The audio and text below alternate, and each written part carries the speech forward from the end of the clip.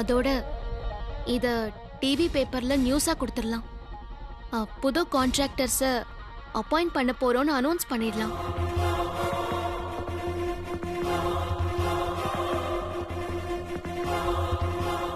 என்ன மேடம், திடீர்னு இப்படி ஒரு முடிவு எடுத்துட்டீங்க?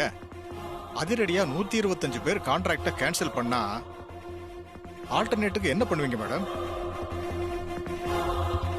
ஆனா புது கான்ட்ராக்டர்ஸ் அப்பாயின்மெண்ட் பண்ணா அதுல சிக்கல் இருக்கு மேடம். குவாலிட்டி செக் பண்ணி அப்ரூவல் வாங்கணும். இப்ப இருக்கிற சூழ்நிலையில அதெல்லாம் சரிப்பட்டு வராது மேடம்.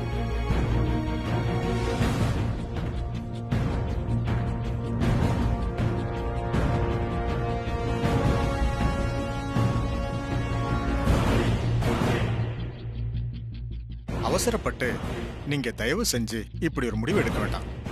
நீங்க சொல்றதெல்லாம் எனக்கு புரியுது. ஆனா இதை தவிர வேற வழியே இல்லை. நாம எவ்வளவோ முயற்சி பண்ணிட்டோம். நம்மளால கான்ட்ராக்டர்ஸ கான்டாக்டே பண்ண முடியலங்கிறப்போ வேற என்ன பண்ண முடியும்?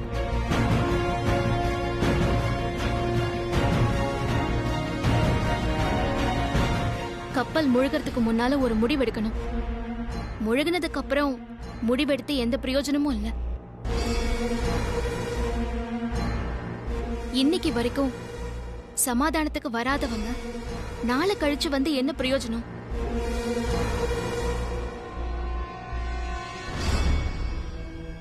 அதனால யோசிக்க வேண்டாம். நான் சொன்ன மாதிரியே நியூஸ் கொடுத்துருங்க. பார்வதி, இப்போ சூழ்நிலை தப்பாதான் இருக்கு, எனக்கு புரியுது. ஆனா இருந்தாலும் கஜேந்திரன் சொல்றதை கொஞ்சம் யோசிக்கலாமே. மாமா, நான் நல்லா யோசிச்சு வேற எந்த வழியும் இல்லைங்கிறதுனால தான் இந்த முடிவுக்கே நான் வந்தேன். என் மேல நம்பிக்கை வச்சு நான் சொல்றத செய்யுங்க மாமா. இல்ல பார்வதி, நான் பார்வதி ஏதோ நம்பிக்கை தைரியத்துல தான் இந்த முடிவுக்கே வந்திருக்கா. அதனால நாம அப்படியே செய்யலாமே. இல்லப்பா, நான் மீன் பண்றது என்னன்னா, சொன்ன கீழாதி. கஜேந்திரன் சார், இந்த முடிவை உடனடியா பிரஸ்க்கு கொடுத்துருங்க. டிவிலயும் நியூஸ்லயும் இந்த நியூஸ் வரணும், பேப்பர்லயும் வரணும். சூப்பர். Okay madam. மாமா ஓகே தானே? ஓகே பார்வதி. அண்ணி, எங்களுக்குலாம் டபுள் ஓகே. ஓகே மேடம், நான் அப்படியே பண்ணிடுறேன் மேடம். வரேன் சார். போயிட்டு வாங்க சார்.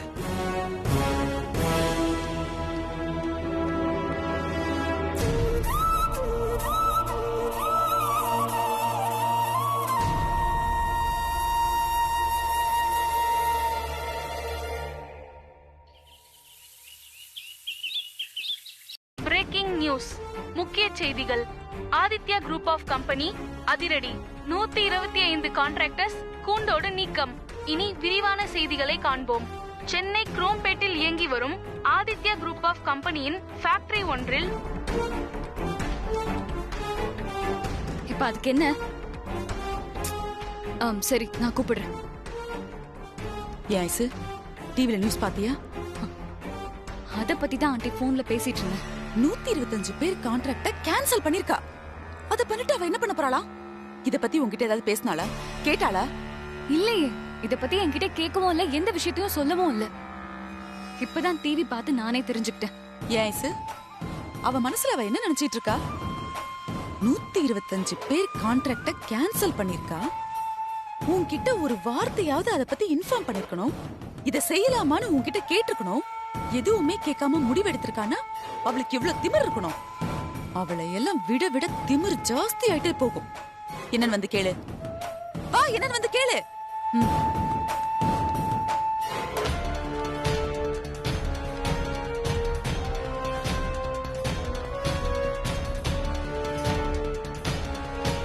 ஆதித்யா குரூப் ஆஃப் கம்பெனியின் ஃபேக்டரி ஒன்றில் வருடக்கணக்கில் வேலை பார்த்த 1000த்திற்கும் மேற்பட்ட தொழிலாளர்களில் 125 கான்ட்ராக்டர்ஸ் இன்று வேலை நீக்கம் செய்துள்ளனர். சென்னையில் இயங்கி வரும் ஆதித்யா குரூப் ஆஃப் கம்பெனியின் இந்த ஃபேக்டரியில் இருந்து தமிழ்நாடு மட்டுமில்லாமல் இன்டர்நேஷனல் அளவிலும் ப்ராடக்ட் சப்ளை பண்ணப்பட்டு வருகிறது. ஆதித்யா குரூப் ஆஃப் கம்பெனியின் இந்த இன்டர்நேஷனல் அளவில் பிசினஸிற்கு வெற்றிக்கு உறுதுணையாக இருப்பவர்கள் அந்த 125 கான்ட்ராக்டர்ஸ். இன்று வெற்றிக்கு உறுதுணையாக இருந்த அந்த 125 கான்ட்ராக்டர்ஸ் ஆதித்யா குரூப் ஆஃப் கம்பெனியிலிருந்து நீக்கம் செய்தது பெரும் அதிர்ச்சியையும் பரபரப்பையும் ஏற்படுத்தியுள்ளது. ஆதித்யா குரூப் ஆஃப் கம்பெனியின் எம்டி திருமதி அகிலாண்டேஸ்வரி அவர்கள் ஜெயிலுக்கு போயிருந்த நிலையில் ஆதித்யா குரூப் ஆஃப் பார்வதி, சொல்லுங்க ஐஸ்வர்யா அம்மா. TV news. ஆமா, நான் தான் கொடுக்க சொன்னேன். என்ன தைரியத்தை பாரு.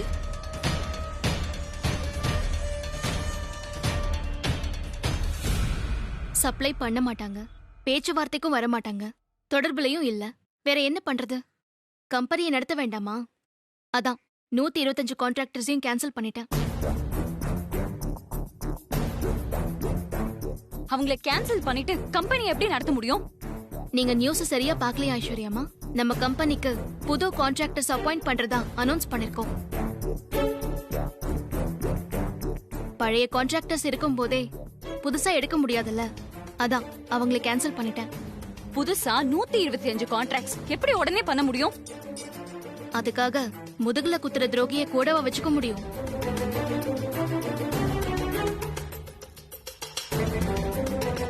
ஒன்னு 2 நாள்ல முழுசா அத்தனை பேரை எப்படி நீ அப்பாயிண்ட் பண்ணுவ? இது எப்படி சாத்தியமாகும்? எல்லாம் முடியும். அதெல்லாம் யோசிக்காமலே நான் முடிவெடுப்பேன். நீ என்ன பண்ண போற? சொல்ல என்கிட்ட. இப்போ என்னால எதுவும் சொல்ல முடியாது ஐஸ்வர்யாமா.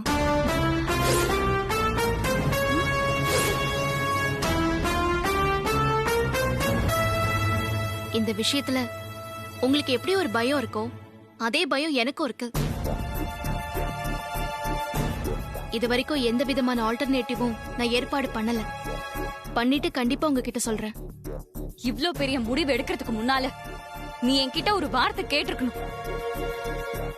நானும் உனக்கு ஈக்குவலா முடிவு எடுக்கிற அதிகாரத்துல இருக்கேன்.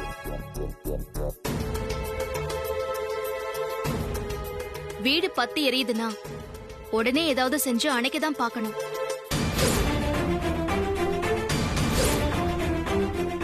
என்ன பண்ணலான்னு டிஸ்கஸ் பண்ணிலாம் முடிவெடுக்க முடியாது.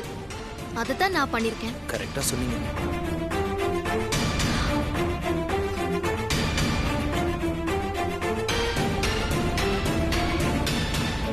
உங்ககிட்ட சொல்லிருந்தா நீங்க என்ன சொல்லிருப்பீங்க? வேண்டாம் தான் சொல்லிருப்பீங்க.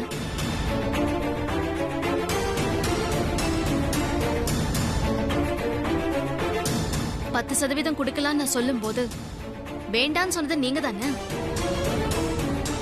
இப்போ இதுக்கு எல்லாமே அதான் காரணம்.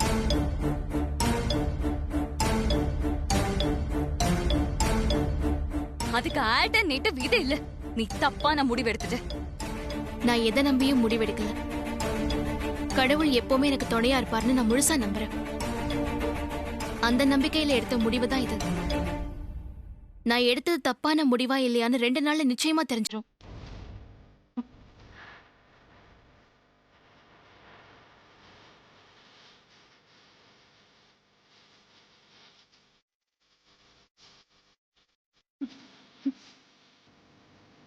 இவன் எந்த தைரியத்துல இதெல்லாம் பண்றா?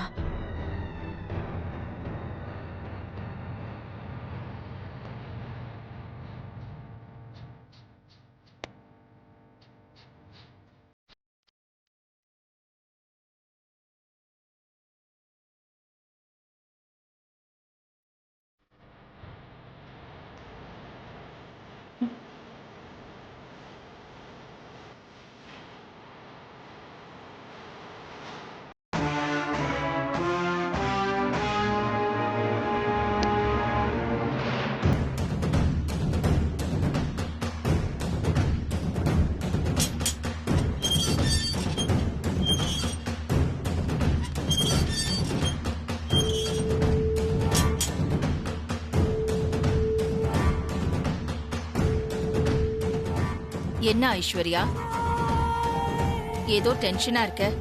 எப்படி சொல்றதுன்னு எனக்கு தெரியல ஆண்டி. ஆனா சொல்லாமலேயும் இருக்க முடியல. சுத்தி வளைச்சு பேசாதன்னு எத்தனை வாட்டி சொல்றது? என்ன விஷயம் நேரடியா சொல்லு.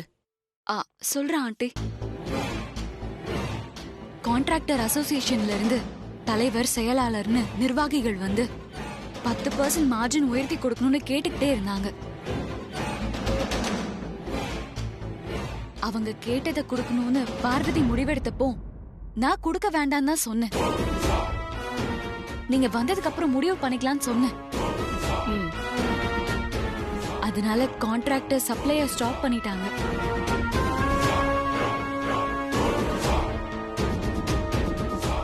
கான்ட்ராக்டர் சப்ளை ஸ்டாப் பண்ணிட்டா ப்ரொடக்ஷன் கண்டினியூ பண்றது கஷ்டமாச்சே.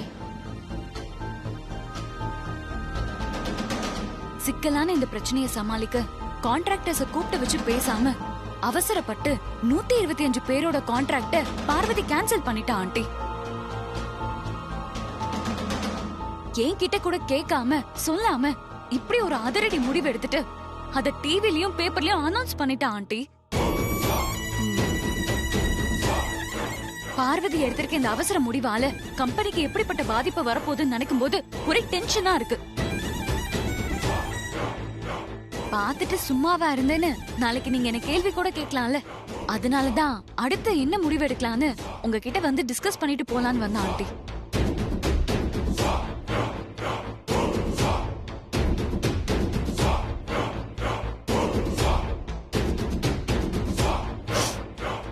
உன் அக்கறையை நான் பாராட்டுறேன் ஐஸ்வர்யா.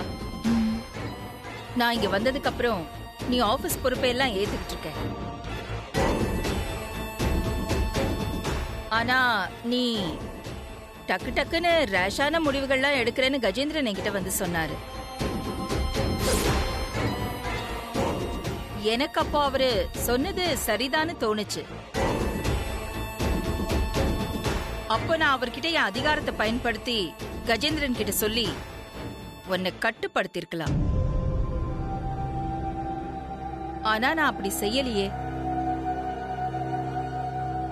அப்போ நான் கஜேந்திரன் கிட்ட என்ன சொன்னேன்னா, ஐஸ்வர்யா இப்பதான் பொறுப்புக்கு வந்திருக்கா, சுயமா சில முடிவுகளை எடுத்து அதோட விளைவுகள் என்னன்னு தெரிஞ்சு கத்துக்கட்டும். அந்த ஃப்ரீடம் அவளுக்கு கொடுங்கன்னு சொன்னேன். அந்த இடத்துல என்னோட அத்தாரிட்டியை யூஸ் பண்ணி உன்னை கட்டுப்படுத்தலையே. அப்போ கஜேந்திரன் உன்னை பத்தி சொன்ன மாதிரி இப்போ நீ பார்வதியை பத்தி சொல்லிட்டு இருக்க. சோ அவருக்கு சொன்ன அதே பதில் தான் நான் உனக்கு சொல்றேன். ஆண்டி சொல்றேன்னு தப்பா எடுத்துக்காதீங்க. அன்னைக்கு நான் இந்த முடிவு எடுத்ததுனால கம்பெனிக்கு பெரிய அளவுல எதுவும் பாதிப்பு ஏற்படல. ஆனா இப்ப பார்வதியால மிகப்பெரிய லாஸ் ஏற்பட போகுது. ஐஸ்வர்யா, ஒருத்தரை நம்பி பொறுப்பை ஒப்படைச்சிட்டா நல்லதோ கெட்டதோ அவங்கள முழுசா நம்பணும். எவ்வளோ பெரிய இழப்பு ஏற்பட்டாலும் அதுல இருந்து மீண்டு வந்துடுற சொல்யூஷன் என்கிட்ட இருக்குன்னு நான் நம்புறேன். நீ அத பத்திலாம் கவலைப்பட வேண்டாம், போயிட்டு வா.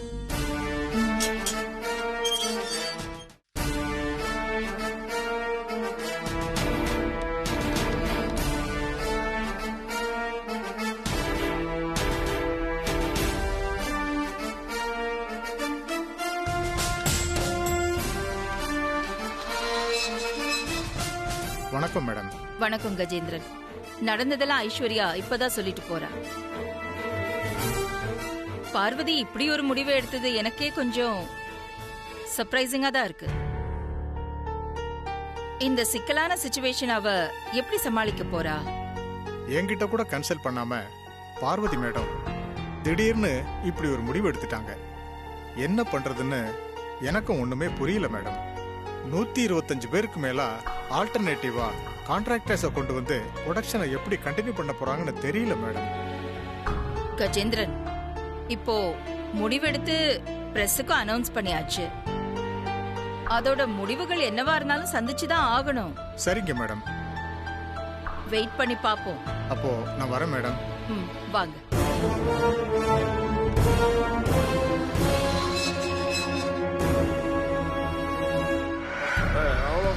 நான் வந்து ஒரு ஸ்டடி அனுப்பிடலாம். ஒரு பிரச்சனை இல்லை. நான் ஸ்டடியாக தானே இருக்கேன். ஒன்றும் கிடையாது. ஒரு பிரச்சனை இல்லை சார். வேற ஏதாவது வேணுமா? வணக்கம் மேடம். வாழ்க வாழ்க.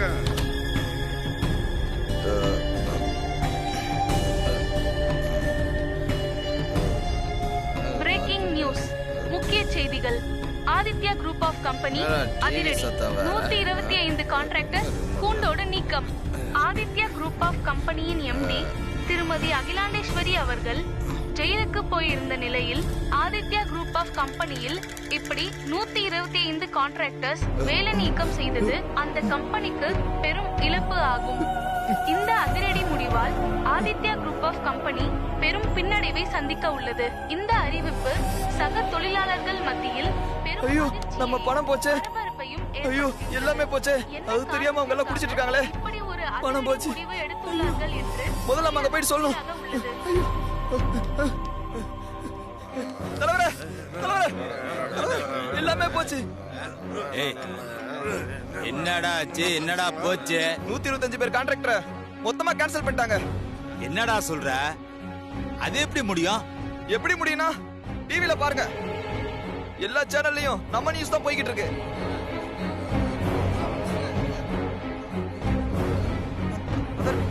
தம்பி தம்பி சார், அந்த நியூஸ் சேனலை கொஞ்சம் மாத்தி கொடு தம்பி. Okay sir. பிரேக்கிங் நியூஸ், முக்கிய செய்திகள். 125 கான்ட்ராக்டர்களை நீக்க ஆதித்யா குரூப் ஆஃப் கம்பெனி இயங்கி வரும்.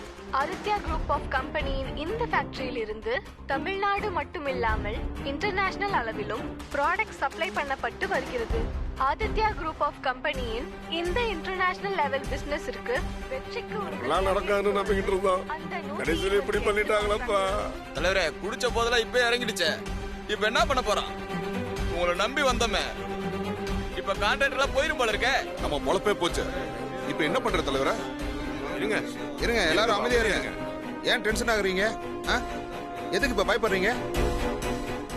நான் ஜாயின் பண்ண போற கம்பெனில உங்களுக்கு ரெக்கமெண்ட் பண்ணி கான்ட்ராக்ட வாங்கி தர்றேன்.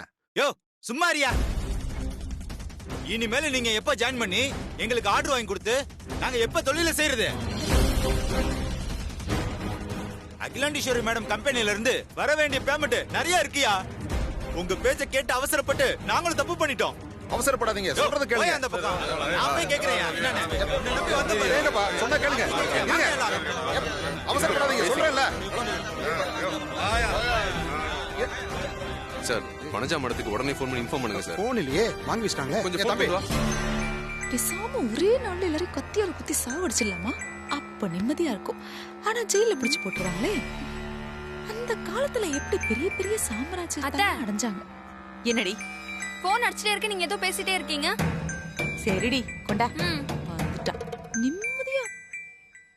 இது என்ன புது நம்பரா இருக்கு? யார் கால் பண்றாங்க? ஹலோ சொல்லுங்க மேடம். நான் ஆபீஸ் ஸ்டாஃப் தண்டபாணி பேசுறேன் மேடம். இங்க ஒரே பிரச்சனையாயிருச்சு. என்ன பிரச்சனை? டிவில நியூஸை பார்த்துட்டு கான்ட்ராக்டர்ஸ் எல்லாம் இங்க இருக்க மாட்டேன்னு கிளம்பி போயிட்டாங்க மேடம். என்ன சொல்றீங்க? கிளம்பிட்டாங்கன்னா அப்படி விட்டுட்டீங்களா? என்ன நீங்க ஏதாவது செஞ்சு இருக்க சொல்ல வேண்டியதானே? மேடம், மொத்தமா 125 பேர் கான்ட்ராக்ட் கேன்சல் ஆனதுல ரொம்ப அப்செட் ஆயிட்டாங்க மேடம். நான் எவ்வளவோ பேசி பார்த்தேன் மேடம். அவங்க கேட்கற மனநிலையே இல்ல மேடம். என்ன தள்ளி விட்டுட்டு போயிட்டாங்க மேடம். ஐயோ, என்னங்க நீங்க சின்ன பிள்ளை காரணம் சொல்ற மாதிரி சொல்லிட்டு இருக்கீங்க. சரி, அவங்க பார்வதியை பார்க்க போறேன்னு ஏதாவது சொல்லிட்டு போனாங்களா? அப்படி இல்ல, எதுவுமே சொல்ல மேடம். கோவமா கிளம்பி போயிட்டாங்க மேடம். சரி, நீங்க போனை வைங்க, நான் பாத்துக்கிறேன். Okay madam. அத்தை, என்னாச்சு அத்தை? கான்ட்ராக்டர்ஸ் எல்லாம் ரிசார்ட்ல இருந்து எஸ்கேப் ஆயிட்டாங்கடி. ஐயோ, இப்போ என்னத்த பண்றது? நான் வேணா போய் ஐஸ்வர்யா கிட்ட சொல்லிட்டு வரேன். எரும மாடு, கொஞ்சமாவது யோசிக்கிறியா? இது பாரு, ஐஸ்வர்யா கிட்ட இந்த விஷயத்தை பத்தி எதுவுமே சொல்லக்கூடாது. அவ ஒரு சரியான அவசர குடுக்கடி. டென்ஷன்ல ஏதாவது செஞ்சிருவா. ஆமா, எதுவும் சொல்ல வேணாம். நமக்கு தெரிஞ்ச மாதிரியும் காட்டிக்க வேணாம். புரிஞ்சுதா? புரிஞ்சுது அத்தை. என்ன நடக்குதுன்னு வேடிக்கை பார்க்க.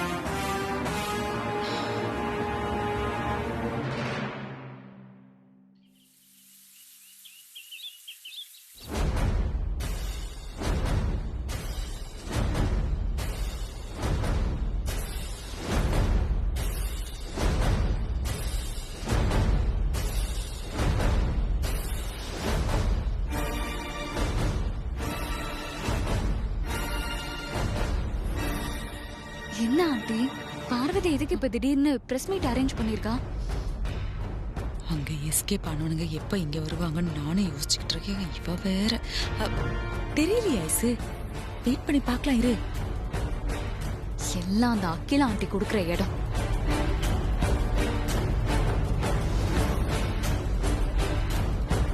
சொல்லுங்க மேடம், எதுக்காக இந்த பிரஸ் மீட்? சொல்றேன். ஏற்கனவே கான்ட்ராக்டர்ஸ் 125 பேரை நாங்க மொத்தமா கேன்சல் பண்ணது உங்க எல்லாருக்குமே நல்லா தெரிஞ்சிருக்கும். நீங்க நியூஸ்லயும் கேட்டிருப்பீங்க. ஆமாங்க மேடம். அவங்களுக்கு பதிலா நியூ கான்ட்ராக்டர்ஸ் அப்பாயிண்ட் பண்ண போறதா அனௌன்ஸ் பண்ணிருந்தேன். இதைத்தானே நியூஸ்ல போட்டிருந்தீங்க எல்லாருமே. சோ 5 கான்ட்ராக்டர்ஸ் அப்பாயிண்ட் பண்ணியாச்சு. அவங்க எல்லாரையுமே இது மூலமா உங்களுக்கு அறிமுகப்படுத்த போறோம். அதுக்கு தான் இந்த press meet. New contract sign பண்ண போறாளா?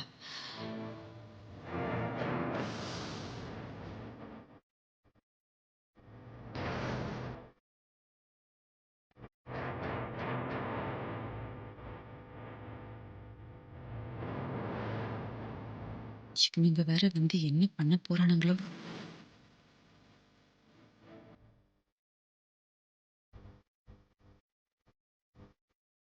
நியூ கான்ட்ராக்டர்ஸ் அப்பாயிண்ட் பண்ண போறாளா? என்ன நினைச்சிட்டு இருக்கா அவ? என்ன பண்றேன்னு பாருங்க அவளை. பேசாம இரு. எதுக்கு அவசரப்படுற? வெயிட் பண்ணி அவ என்னதான் பண்றான்னு பாப்போம். அவசரப்பட்டு போய் அங்க நின்னு மூக்கு உடைச்சிட்டு வர போறேன். பேசாம இரு.